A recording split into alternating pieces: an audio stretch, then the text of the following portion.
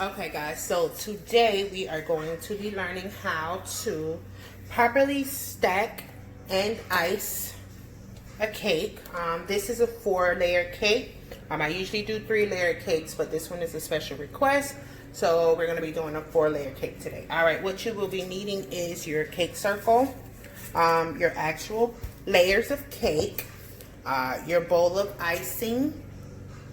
You need a piping bag. And it doesn't need a tip for this step, so I just basically cut a hole in the piping bag. You can cut it as big as you want. I didn't cut too much off of this one because this is just for the icing in the middle.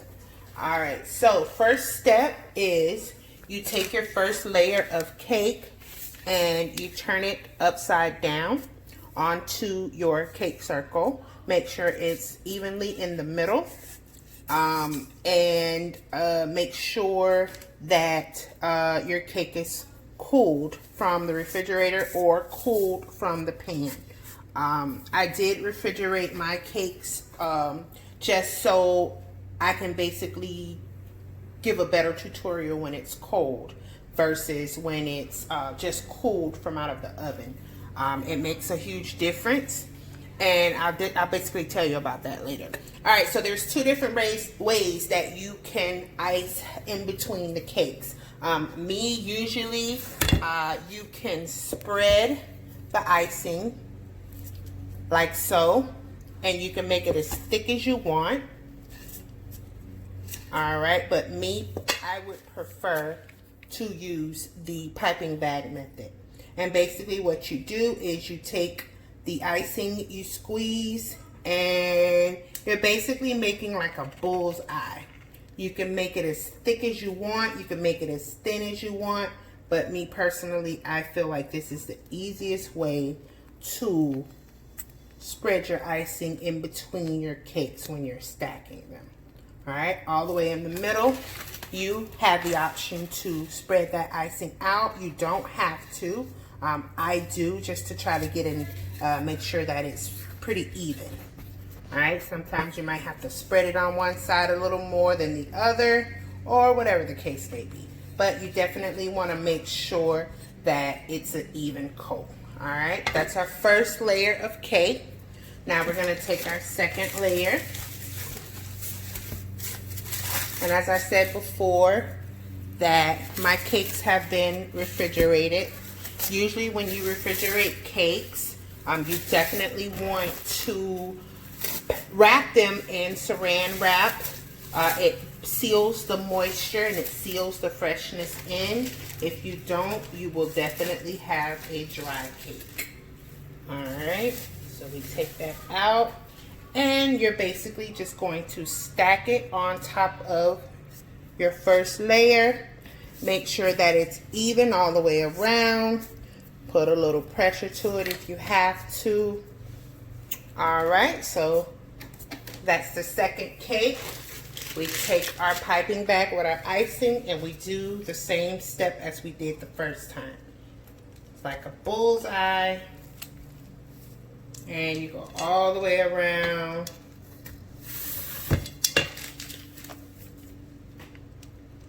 Until it's full. Sometimes my customer requests not so much icing, so I definitely do the spread method if it's one of those cases. But for the most part, this is the way that I like to do the icing in between because it makes it look a lot better. Make sure you always eyeball your cake. Make sure it's still stacked perfectly. Make sure it's still stacked up right, basically. Alright, so our third layer is basically going to be the same process.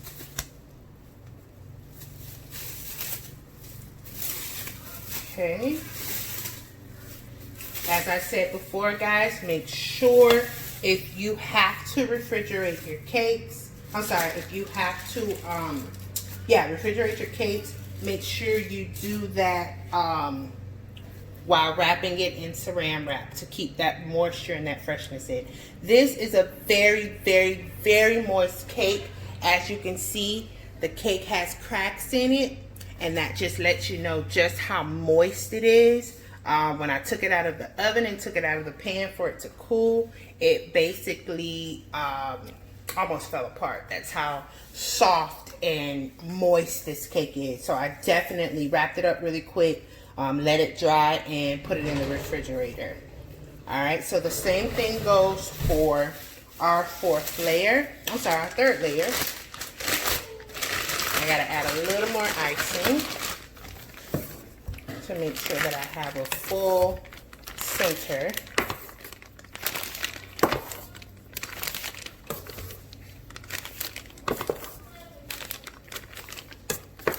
Eyeball that cake, make sure that cake is stacked up evenly, and let's go in for third round.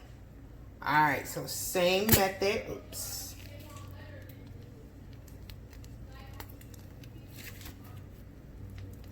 Bullseye.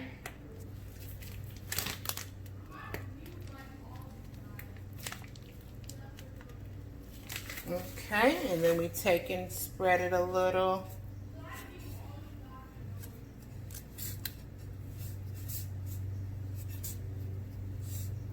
Okay, now if this was a 3-layer cake, we definitely would be doing the next step as far as making sure the crumb coat is applied properly.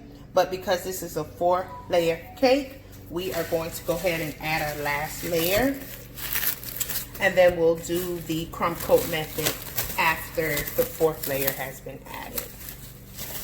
Once again, please make sure you wrap your cakes if you have to refrigerate them, just to seal that moisture in. This is something that I basically learned a little later on,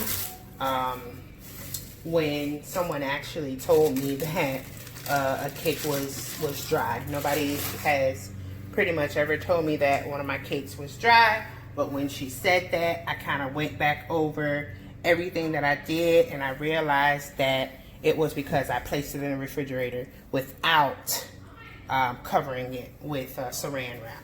All right, guys, so this is our 4-layer stacked cake. I'm just going around, making sure that it's even all the way around, making sure the cakes are lined up evenly. They look pretty good to me. If you have a slight lean, just a slight one, that is okay. We can make up for it with the icing, and I'll show you exactly how. But for the most part, it should be stacked up pretty even. All right, if not, you can push down on it a little, or move it around a little, just to kind of get it to where you need it to be. But this is basically stacked up pretty good. If you can see, the inside, the in between has just enough icing, and it's basically stacked up pretty good.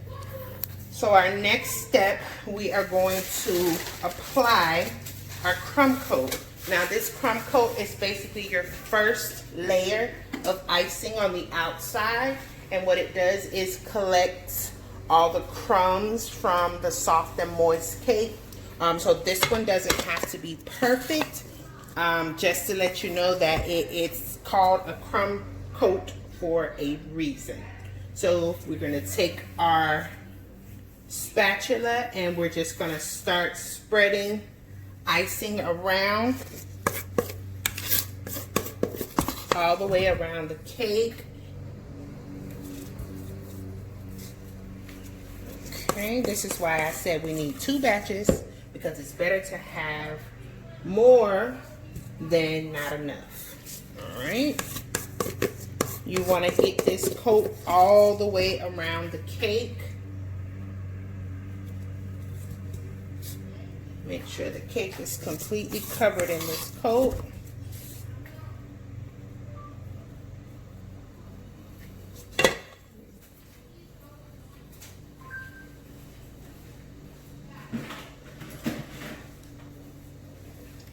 Okay, just continue to take it all the way around. I'm just scraping off some of my icing, that way I can finish using my first batch.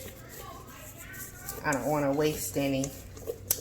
All right, let's get this last little bit. Continue to take that icing all the way around. Make sure the bottom gets a pretty good coat.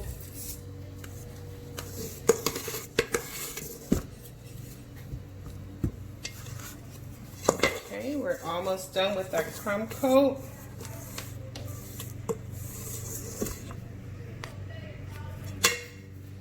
I don't like to waste any icing. I like to use it all. Icing is probably one of the most important parts of the cake, especially if it's good icing. Alright, so as you can see, we have our first coat. Some people will go ahead and put a coat at the top. I, for the most part, don't. And that's just, I don't know, that's just the way I do it. But you definitely can add that top coat. Just a little small thin coat on the top, just to kind of fill that top in. But you don't have to. It's completely up to you. All right, first coat, our crumb coat. Now you're going to take your cake scraper, whichever type of cake scraper that you use. Make sure it's tall enough for the cake, which this one isn't, so I'm going to get my other one. I have another one as well. So you basically want to take your cake scraper. You are going to lean it in. Don't have it straight up and down. You want to lean in. And as you're leaning in, you want to slightly press on this section and this section. And that just basically gives it an even weight all the way around. It'll give it some even pressure all the way around. So you're going to turn. And what it's basically doing is it's collecting the icing to make it even. So you keep turning until you get that even coat all the way around. It's going to take some icing off, which is fine. You just want to take that icing. You can add it to the top if you want. You can put it back in your bowl. It's completely up to you. All right. This step, you do not have to do it more than once. You can if you want to, if you want to get, just get some practice in. Make sure, like I said, your cake scraper is not straight up and down. Make sure it has a angle to it. And you want to put pressure on the top part of the cake, the middle part of the cake, and then the bottom part of the cake as well. And you slightly press as you turn. You don't want to put too much pressure because you'll push your cake off track, basically. All right. Once that has been done, we put our first coat on, which is our crumb coat. We are going to put this in the freezer. You can wrap it back up if you want to. I don't suggest that. If you want, you can, but we'll put this in the freezer for about 20 minutes. And what it's going to do is going to allow our crumb coat to be firm. That way, when our second coat comes on, it won't take off any more of the crumbs. It'll give us a better coat on the outside. All right, so about 20 minutes, guys. We're going to stick this in the freezer, and we'll be right back. All right, guys. So as you can see, our cake is out of the freezer. It's been 20 minutes. Right now, the icing on the cake is very firm. You can't scrape it off. And this is basically what we want when we're applying the second coat. All right. So our second batch of icing, all right, is a little thicker. And basically what it's going to do is kind of give you a thicker coat on the outside so we won't see these cake prints once we put the icing on. All right, so same method. You are going to start by icing the sides of your cake. Try to put an even coat all the way around. And basically, as I said before, what it's going to do is by taking it out of the freezer, it's basically allowing that first crumb coat to not move. It's going to stay where it is. You won't get crumbs on this second coat. Okay. All the way around, top to bottom. We want your icing to be all the way around. Okay. Now this this next step is basically the same as the other one with the icing, with the cake scraper. Same pressure, top, middle, bottom. All right, this time you're gonna put a little more pressure to it because as you can see, it's a lot harder to turn because of the cold icing or the frozen icing from the first coat. So it's going to be a little harder to turn. So apply your first, apply your first coat of icing, turn it around, and you are definitely going to see some indentations in the cake, which is perfectly normal. What you want to do is take more icing, put in those indentations. Just the indentations. You don't have to re-ice the cake all the way around. Just where you see your small indentations or your small, you'll see them. You'll see what I'm talking about. All right, if you go all around the cake, you'll see them. And you just basically fill them in. And then you repeat the same step again. Make sure your cake scraper is at an angle, top, middle, bottom pressure, and same method. Turn, turn, turn. Turn, baby, turn. Alright. You'll see them again, your indentations. And basically you want to repeat this step until all your indentations are sealed with cake icing. Alright.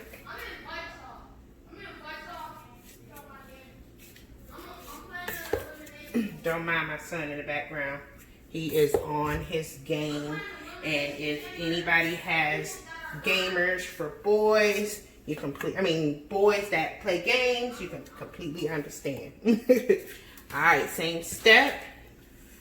Make sure that cake scraper is at an angle, always.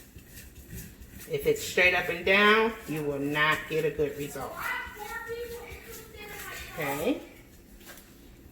We got a couple more indentations. And at this point, if you are going to be adding any type of decorations to cover the cake, you don't have to worry about these indentations. If you're going to be adding rosette flowers, if you're going to be doing anything other than just a plain cake with icing, you definitely want to cover these in. If you're not doing anything, you want to cover these in, but if you're doing anything else, it's fine like this, and then you can go ahead with your decorating. All right, so we got a couple more. This is why I always say you have to have patience with baking, because if you don't, you will definitely mess up every time. You have to have patience when you're in this kitchen baking. All right, so this should be our last time. Apply a little more pressure.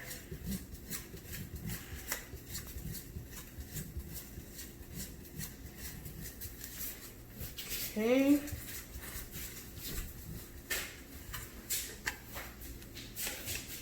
Got a couple more, but I want to go ahead and start with my top layer of icing. You want to fill your top layer all the way through. Don't worry about what's poking up on the sides. We're going to deal with that once we finish our last layer of scraping the sides. So don't worry about it. You can also, like I said, this is just how I do it. You can add the top layer of icing whenever you want to. It does not have to be at the end. This is just how I do it. Once you get your own method, you definitely can go about that. All right. As you can see, the top layer is still making that print, but it's also evening out everything else.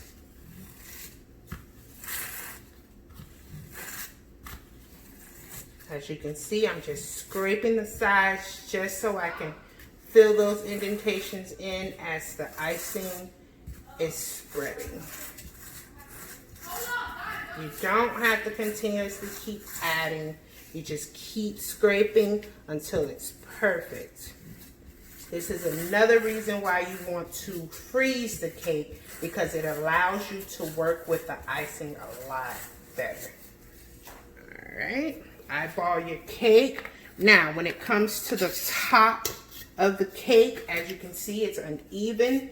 If you take your clean cake scraper, your spatula, clean spatula, and if you kind of lean inward, bring your cake icing inward, it'll definitely even it out. Make sure you scrape your scraper from time to time. You don't want to keep doing it while icing is on your scraper. So you definitely want to scrape it from time to time. Or if you'd like, you can do it like so. It's completely up to you, however you want to do it. Me, I prefer bringing it in. Okay, you continue this step until your cake is perfectly even. It takes time, it takes patience, it takes work. So, but it's definitely worth it. All right. You can also take your cake scraper and use it for the top of your cake as well.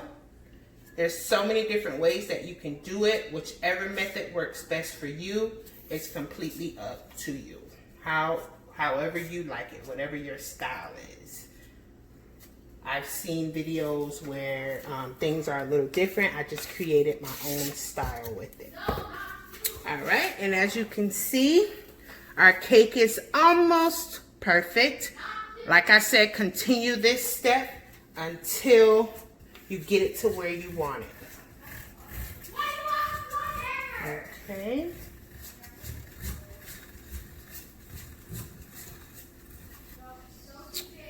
There you have it, guys. So we have a perfectly iced and stacked chocolate cake. This is a 4-layer. If it was a 3-layer, you want to you want to do the same steps that I mentioned for the 4-layer. It's just without that top layer. Continue to scrape your cake until it's perfect the way you want it. As I said, take your time. Do it right. If not, you will fail at it every time. Have some patience with these cakes. Put some love into them, and you'll definitely get a perfect cake every time. If not, you'll notice the difference. All right, guys. So this cake is ready to be decorated. Whatever way you want to decorate it, whether it be drip, whether it be icing on the top, whatever it is, you definitely can decorate it at this time. All right, guys, so thank you for watching. As I said before, we will definitely have more videos coming. This is it for the stacking and icing of a cake. Thank you for watching.